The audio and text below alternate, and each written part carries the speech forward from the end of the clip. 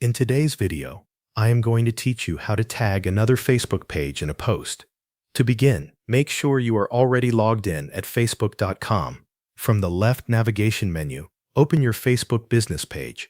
This will take you to the main area where you can manage your page and create new content.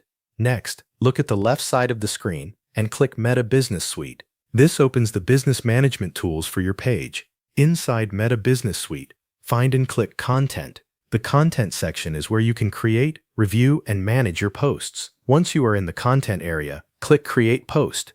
If Facebook asks you to choose a page, select your Facebook business page from the list. This makes sure the post will be published from the correct page. Now move to the Post Editor. In the text box, start typing your message as usual. When you reach the point where you want to mention another Facebook page, type the @ symbol, followed immediately by the name of the page you want to tag. As you type, Facebook will begin searching for matching pages.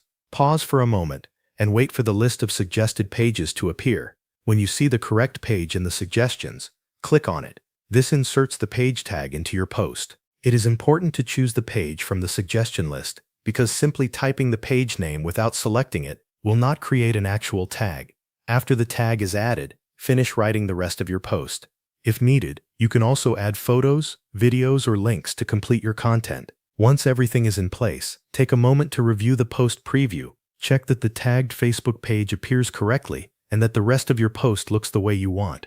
When you are ready, click Publish if you want the post to go live right away. If you would rather post it later, choose Schedule. You can also select Save as Draft if you want to come back and finish it another time. That is the full process for tagging another Facebook page in a post using Meta Business Suite. Just open your page, go to Content, create a post, type the @ symbol and page name, select the correct page from the suggestions, review your post, and publish when you are ready. Thanks for watching. That covers everything you need to know.